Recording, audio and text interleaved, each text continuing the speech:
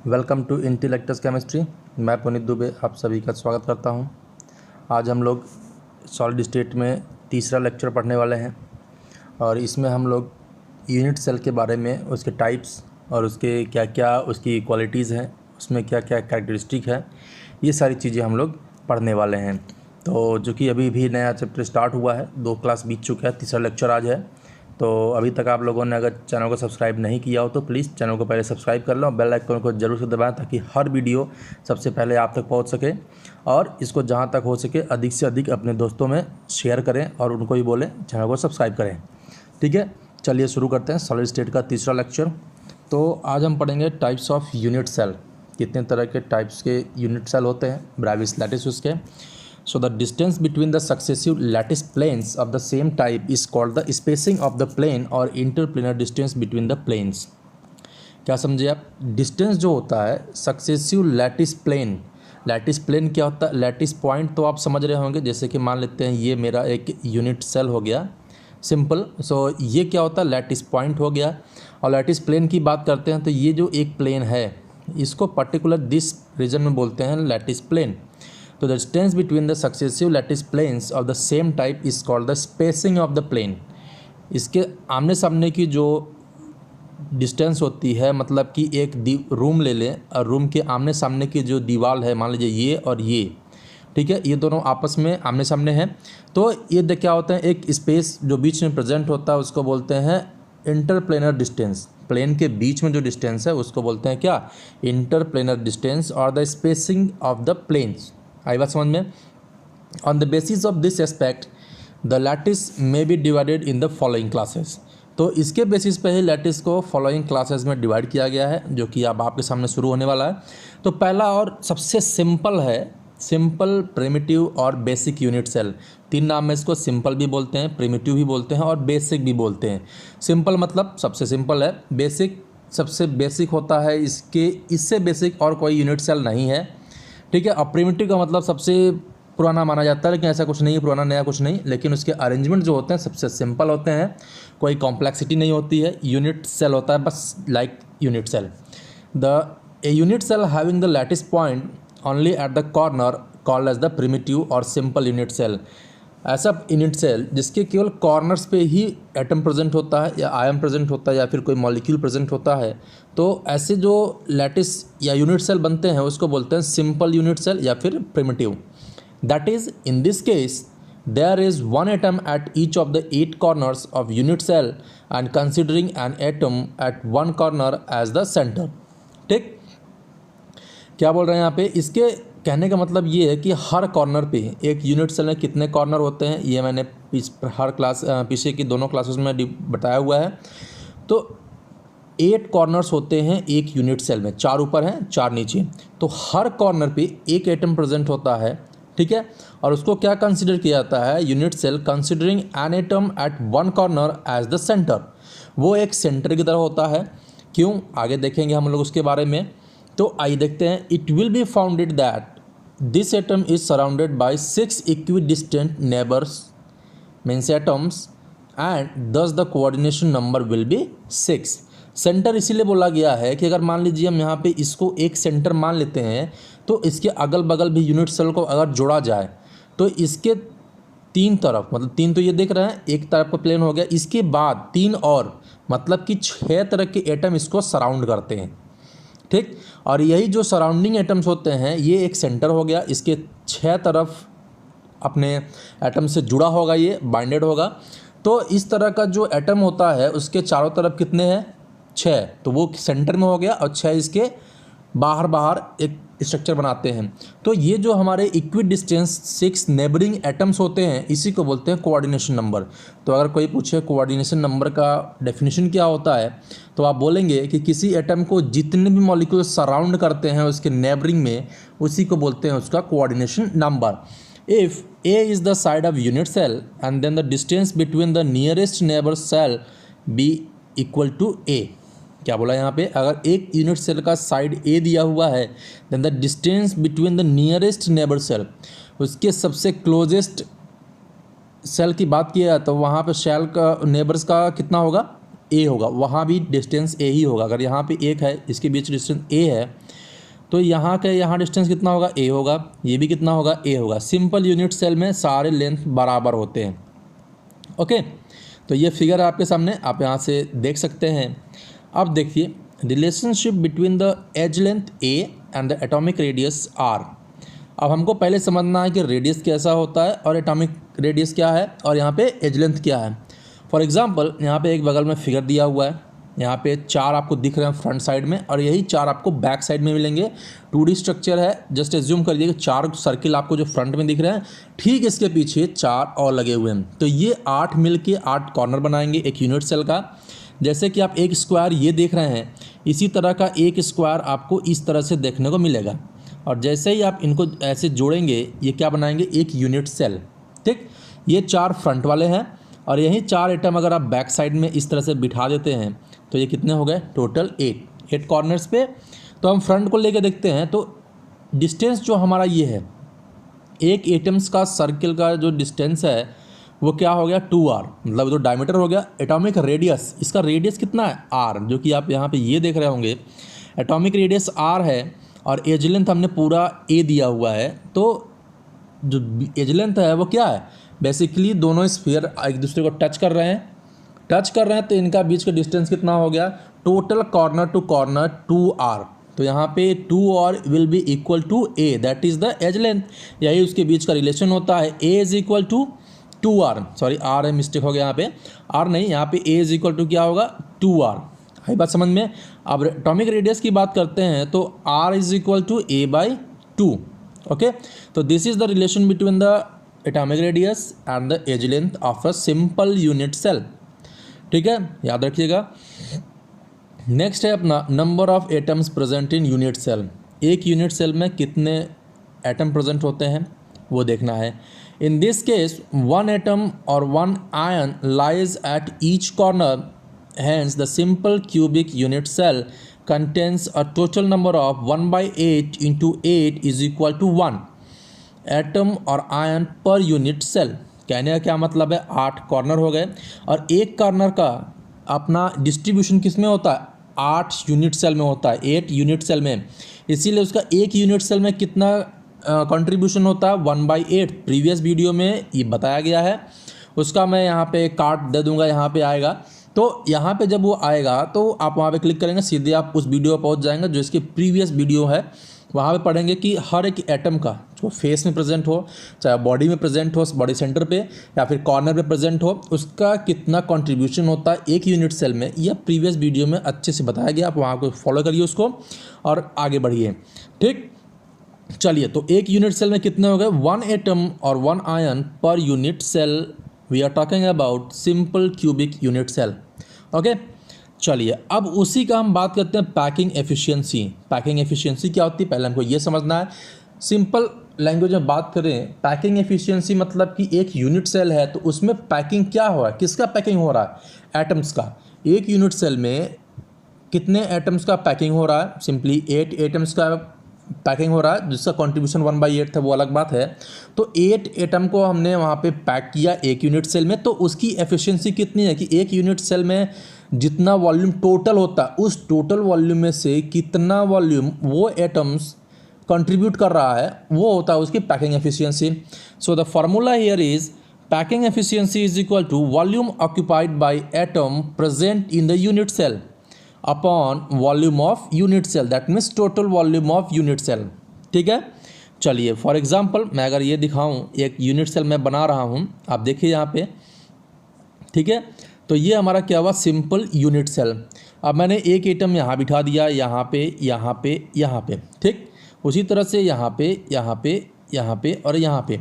ठीक, अब ये 8 एटम है, इसका एक कंट्रीब्यूशन, एक एटम एक ये यूनिट सेल में कितना है, 1/8। We know simple cubic lattice में कितना होता है, यूनिट सेल में 1/8 का कंट्रीब्यूशन होता है। तो इस यूनिट सेल के अंदर ये कितना अपना हिस्सा कंट्रीब्यूट कर रहे हैं, वही का अगर हम पूरा टोटल वॉल्यूम निकाल लेते हैं, वो होता है उस यूनिट सेल में particular that much atom present, उसका एफिशिएंसी कितनी है, that is the packing efficiency. So formula here is n into 4/3 pi are cube. 4/3 pi are cube क्या है, वहाँ पे उस एटम का वॉल्यूम है। ठीक, n क्या है, number of atom present in that unit cell. अब यूनिट सेल की बात करेंगे, सिंपल है, तो एक एटम प्रेजेंट होता है, भले वहाँ पे 8 की बात मैं कर रहा हूँ, लेकिन 8 का कंट्रीब्यूशन कितना है 1/8, तो वो नलीफाई करके कितने में आते हैं 1 atom present in 1 simple cubic unit cell. तो n की वैल्यू 1 हो जाएगी, 4/3 pi are cube volume of that sphere, and v क्या है, capital V total volume of unit cell, और यूनिट सेल यहाँ पे एज अ क्यूब है तो उसका वॉल्यूम कितना होगा a क्यूब। आई बात समझ में। चलिए फॉर द SSC मतलब सिंपल क्यूबिक लैटिस, SSC नहीं होगा SCC होगा, तो यहाँ पे क्या हुआ, packing efficiency is equal to 1 × 4/3 × pi × a/2 का होल क्यूब, r का वैल्यू है ये, क्योंकि a is equal to 2r होता है, तो r की value a/2 upon a cube. ठीक है, a क्यूब कैंसिल हो जाएगा, वहाँ पे टोटल हमारा जो निकल के आता है π/6। अब पाई की वैल्यू आप 22.4 22/7 रख दिए, 3.14, तो वहाँ के अकॉर्डिंग उसकी जो पैकिंग एफिशिएंसी आती है वो 52.4%, और यू कैन से दैट 0.524। आई बात समझ में। रेडियस का जो रिलेशन हमने पहले पढ़ा वही है, और volume a cube n is equal to 1, n की वैल्यू 1 क्यों है, क्योंकि एक सिंपल क्यूबिक लैटिस में एक ही एटम प्रेजेंट होता है। आई बात समझ में। ये याद रखना, एग्जाम में एज इट इज़ पूछता है कि सिंपल या प्रिमिटिव या बेसिक क्यूबिक सेल में उसकी पैकिंग एफिशिएंसी कितनी होती है, तो आपको पता होगा, you will save your time and that time you will put in another hard question. Okay, तो 52.4% याद होना चाहिए। आई बात समझ में। चलिए नेक्स्ट हम देखते हैं बॉडी सेंटर। सिंपल क्यूबिक पढ़ लिया, बॉडी सेंटर की बात करते हैं, body centred cubic cell BCC। A unit cell having lattice point at the body center in addition to the lattice point at every corner is called as the body center unit cell। Corner पे जितने atom present हैं उसके अलावा उस unit cell के centre में एक atom present होता है, इस तरह के जो स्ट्रक्चर बनते हैं उसको बोलते हैं बॉडी सेंटर्ड क्यूबिक सेल। जैसा आप इस फिगर में देख रहे होंगे, 8 कॉर्नर्स पे 8 एटम प्रेजेंट है, बट रेड कलर का जो डॉट दिखा रहा है that means 1 atom present in the centre of that cube. उसी के अगर हम इस तरह का स्ट्रक्चर देख लेते हैं, जो बड़े बड़े मॉलिक्यूलर स्ट्रक्चर हैं, तो ग्रे कलर का जो है वो 8 कॉर्नर्स है, और रेड कलर की जो बॉल है वो क्या है, सेंटर में प्रेजेंट एटम है। ठीक है, चलिए अब हम यहाँ पे बात करेंगे, ये इसका कंट्रीब्यूशन के साथ है, ये टोटल स्ट्रक्चर है, बट कंट्रीब्यूशन कितना है 1/8 उसी कॉर्नर का, तो 1/8 को हिसाब से वहाँ लगाया गया है, और एक हमारा रेड टोटल कंट्रीब्यूशन होगा उसका। Here is the central atom is surrounded by 8 equidistant atom and hence the coordination number is the 8। Centre में जो प्रेजेंट है उसके चारों तरफ केवल 8 एटम ही उसको सराउंड करते हैं, जो उसको टच करते हैं एक दूसरे से, मतलब कि सेंटर एटम को वो कॉर्नर एटम टच करते हैं, that means that will be only the coordination number of BCC। आई बात समझ में। चलिए नेक्स्ट देखते हैं हम इसमें, the nearest distance between the 2 atom will be a√3/2। याद रखना है ये, ठीक है। कैसे निकला है, a/√3/2, ये निकाल सकते हैं, कोई बड़ी बात नहीं है। तो relationship between edge length a and the atomic radius, जो हमने वहाँ निकाला था वही यहाँ पर निकालेंगे। क्या निकालेंगे, relationship between edge length and atomic radius in BCC along the cube diagonal all atoms touches each other।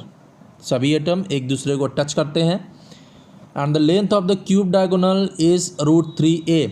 √3a क्या है, हमारा क्यूब का डायगोनल है, मतलब एक रूम में, मतलब इस कॉर्नर से अपोजिट कॉर्नर पे जाना है, नॉर्थ टू साउथ या ईस्ट टू वेस्ट। है बात समझ में। तो यहाँ पे क्या, √3a is equal to 4r। 4r कैसे बोल रहे हैं हम, a क्या है यहाँ पे हमारा एज लेंथ है, और √3a हमारा क्या है यहाँ पे, √3a जो हमारा एज लेंथ का डिस्टेंस है वहाँ पे 4r is equal to √3a। कल मैथमेटिकल कैलकुलेशन है, आसानी से निकाल सकते हैं। r is equal to √3a/4, क्योंकि एज लेंथ का जो रिलेशनशिप है 4r मिल के एक डायगोनल बनाते हैं, डायगोनल का वैल्यू कितना है √3a क्यूब डायगोनल की, तो क्यूब डायगोनल 4r के बराबर होगा। एक बीच का जो 2r है, टोटल 1 का contribution, small r total 4r is equal to √3a, that is the value of cube diagonal. So r is equal to √3a/4, ये भी याद रखेंगे, बहुत अच्छे से क्वेश्चन निकल जाएंगे। नेक्स्ट है अपना number of atoms present in unit cell, 1/8 × 8 that is the corner contribution, 1 × 1 that is the body centre contribution, total 1 + 1 is equal to 2 atom और आयन पर unit cell. Okay, so in this case one atom or ion lies at the each corner of the cube, thus the contribution of the corner is 1 by 8 into 8 is equal to 1, while that of the body centered is 1 in the unit cell. मतलब जो body centre में present है उसका contribution all total उसी particular unit cell के अंदर होगा, क्योंकि उसका कंट्रीब्यूशन किसी और यूनिट सेल में नहीं है. Hence the total number of atoms per unit cell is 1 + 1 is equal to 2. इसीलिए वो कितना हो जाते हैं, 2 एटम और आयंस प्रेजेंट इन पर यूनिट सेल. ओके, अब इसकी पैकिंग एफिशिएंसी सेम फार्मूला होगा, volume occupied by the atoms present in that particular unit cell upon total volume of that unit cell. So packing efficiency is equal to n into 4/3 pi r cube upon total v. This is the basic formula. अब हम यहाँ पे value put up करेंगे. n कितना है, number of atoms 2, 4/3 pi r की value √3a/4 का whole cube upon a cube cancel कर देंगे. ठीक है, चलिए अब वैल्यू कितनी आती है अपने पास सब कटपिट के, √3 pi/8 ये हमारी वैल्यू होती है. Packing efficiency will be 68%. ठीक है, तो बीसीसी में जो हमारा पैकिंग एफिशिएंसी आती है वो कितना है, 68% of total volume is occupied by atom और द आयंस. ठीक है, तो यहाँ पे एन की वैल्यू 2 बिकॉज 2 एटम प्रेजेंट होते हैं एक बॉडी सेंटर में टोटल. आर की वैल्यू √3a/4. वी हमारा जो total volume of unit cell है एक क्यूब है, तो उसका फॉर्मूला a क्यूब होता है. ठीक है, चलिए अब बात करेंगे face centred cubic FCC cell. A unit cell having the lattice point at every face centre is in addition to the lattice point at every corner is called the face centred unit cell. Face में क्या होता है, एक atom हर एक face में present होता है, और पूरे यूनिट सेल में कितने फेस प्रेजेंट होते हैं, 6. प्रीवियस वीडियो में सब बताया हुआ है, कुछ नया नहीं है. ठीक है, एक फेस में कितने फेस प्रेजेंट होते हैं एक यूनिट सेल में, टोटल 6. तो आप यहाँ पे देख रहे होंगे 1 2 3 4 5 6 6 फेस दिख रहा है हमको, और 6 आपको रेड डॉट दिख रहे होंगे, that means atom present in the face. और black dot that is atom at the corner. Ball structure देखते हैं अगर यहाँ पे, तो ग्रे कलर की जो बॉल है ये हमारा कंट्रीब्यूट करता है at corner, red ball contribute करता है फेस पे. अब इसका कंट्रीब्यूशन के अकॉर्डिंग टोटल एग्जैक्ट जो पैकिंग एफिशिएंसी देख रहे हैं आप थर्ड फिगर में, ग्रे कटा हुआ पोर्शन हमारा 1/8 और रेड कटा हुआ 1/2 पोर्शन, क्योंकि एक फेस 2 क्यूब में कॉमन होता है, तो उसका कंट्रीब्यूशन कितना होगा, 1/2. In this case there are 8 atom at the 8 corner of the unit cell and the 6 atom at the corner of the 6 faces, centre of the 6 faces. ये आप लोगों ने देख लिया. So that considering an atom at the face center as origin, it will be found that this face is common in the 2 cubes and there are 12 points surrounding it situated at a distance, while a distance which is equal to the half of the face diagonal of the unit cell. चूँकि एक face क्या होता है, 2 cube में common है, और अगर हम इसको काउंट करते हैं तो एक फेस से सटा हुआ जो एटम है उसके सेंटर में प्रेजेंट है, ये ऑल टोटल 12 एटम से सराउंडेड होता है, इसीलिए इसका कोऑर्डिनेशन नंबर कितना हो जाएगा, 12. ठीक है, now the distance between the 2 nearest atom will be a/√2. 2 सबसे क्लोज एटम के बीच का जो डिस्टेंस होता है वो कितना होता है, a/√2. This is the basic simple calculation. निकाल सकते हैं आप लोग, निकाल सकते हैं तो निकाल के हमको कमेंट बॉक्स में दीजिए, नहीं होता तो भी बोलिए, मैं निकाल के दिखाऊंगा आपको. ठीक है, relationship between edge length A and atomic radius r, यहाँ भी वही निकालना है. और कोई भी डाउट होता है निकालने में या बेहिचक आप हमसे क्वेश्चन पूछ सकते हैं कमेंट बॉक्स में, या फिर टेलीग्राम ग्रुप पे जाइए, आप इंटेलेक्टस स्टडी को ज्वाइन कीजिए, क्वेश्चन आंसर डिस्कस करिए, जो भी डाउट्स होता है सब क्लियर हो जाएगा. ठीक है, चलिए. In FCC, along the face diagonal, all the atoms touches each other and the length of the face diagonal is √2a. Face diagonal मतलब एक फेस में जो डायगोनल बनता है उसका वैल्यू होता है √2a. ठीक है, सो 4r is equal to √2a. 4r क्या हो रहा है यहाँ पे, ये डिस्टेंस वो पता है, 4r is equal to √2a. So r is equal to √2a/4 means a/2√2. So r का जो रिलेशन एज लेंथ के साथ हो रहा है वो कितना हो रहा है, r is equal to a/2√2. Simple सा है, ठीक है, याद रखेंगे आप लोग। अब देखते हैं number of atoms per unit cell. तो यहाँ पे भी वही कैलकुलेशन, सेम कैलकुलेशन करेंगे हम लोग। 1/8 × 8 + 6 × 1/2। कॉर्नर का तो समझ में आ रहा है आपको। 6 × 1/2 क्यों किया? 6 फेज में 6 एटम प्रेजेंट है, जिसका कंट्रीब्यूशन एक यूनिट सेल में 1/2 का होता है, इसलिए 6 × 1/2 = 1 + 3 = 4 एटम्स और ions present per unit cell, ठीक है। इसी का अगर हम पैकिंग एफिशिएंसी निकालते हैं, सेम फार्मूला होगा, P = n × 4/3 πr³ V, मतलब volume occupied by atom present in that unit cell upon the total volume of the particular that unit cell is known as the packing efficiency. ठीक, बार बार मैं बता रहा हूँ, याद कर लीजिए इसको। अब यहाँ पे n की वैल्यू कितनी हो जाएगी? 4, r की वैल्यू a/2√2, वॉल्यूम का हमारा हो जाएगा a³। सारी वैल्यूज़ यहाँ पे दी हुई हैं, इसको बस इस फार्मूले में पुटअप करना है और answer will be in your hand. So 4 × 4/3 × pi × a/2√2 का होल क्यूब अपॉन a³, ठीक है। तो सब कट पिट के हमारे पास आ जाता है π/3√2। कैसे आया? वो यहीं से बेसिक सिंपल कैलकुलेशन आराम से हो जाएगा। π/3√2 = 0.74 और 74%। This will be the packing efficiency of FCC क्रिस्टलैटिस। आई बात समझ में? इन FCC 74% of total volume is occupied by the atoms. उस FCC में 74% वॉल्यूम क्या होता है? एटम्स प्रेजेंट होता है। So rest of the atom क्या होते हैं? वो खाली स्थान होता है, जिसको हम लोग वॉइड बोलते हैं। अब वहाँ पे कैसा वॉइड है? हेक्सागोनल वॉइड है, ऑक्टाहेड्रल वॉइड है, टेट्राहेड्रल वॉइड है, ये हम लोग आगे पढ़ेंगे। ये भी बहुत ही इंपॉर्टेंट टॉपिक है, अच्छे से पढ़ेंगे हम लोग, ठीक है। वो खाली स्थान होता है, एयर भरी होती है वहाँ पे, ठीक है। नेक्स्ट देखते हैं end centred unit cell. End centred unit cell क्या होता है, पहले ये जान लेते हैं। A unit cell having the lattice point at the centre of only one set of opposite faces in addition to the lattice point at every corner is called as end centred unit cell.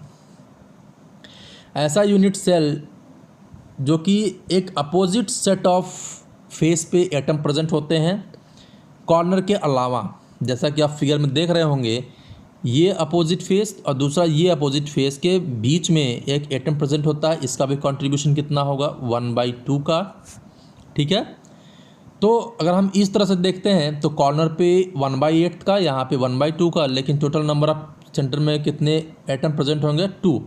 So this type of Bravais lattice is obtained only in the orthorhombic monoclinic type of unit cell में। Orthorhombic और monoclinic क्या होता है, ये भी previous video में दिया हुआ है, कैसे बनते हैं। ये सारे फार्मूले जो आप दिए हुए हैं, उनका एज लेंथ कैसा हो सकता है, उनके बीच का एंगल कितना हो सकता है, ये सारी चीज़ें वहाँ पे दी हुई है। अगर हम सिंपली यहाँ पे बात करते हैं तो इसका एज लेंथ मोर देन 90 हो सकता है, इसका एज लेंथ लेस देन 90 हो सकता है। तो इस तरह का जो कॉम्बिनेशन होता है, इसका एक टेबल बना के मैंने प्रीवियस वीडियो में दिया हुआ है, आप अच्छे से उसको रिवाइज करें, सब मिलेगा वहाँ पे, ठीक है। तो ये होता है हमारा इंड सेंटर्ड। यहाँ पे जो इसकी नंबर ऑफ एटम्स प्रेजेंट होते हैं, कितने होते हैं? 2 हो जाएंगे, ओके। नेक्स्ट, अब सिंपल एक टेबल है, ओवरऑल जितना हम लोगों ने आज पढ़ा उसको रिवाइज कर लेते हैं। यहाँ पे क्या है, तो यूनिट सेल, अब नंबर ऑफ एटम्स प्रेजेंट होते हैं तो कॉर्नर्स पे कितने प्रेजेंट हैं, सेंटर पे कितने प्रेजेंट है, या फेस पे कितने प्रेजेंट है, ये 3 कॉलम हमको यहाँ पे शो करेगा। उसके बाद number of atoms per unit cell कितने होते हैं और उसकी पैकिंग एफिशिएंसी क्या होती है, ये सारी चीज़ें इस टेबल में रिवाइज किया गया, समराइज़ की गई है।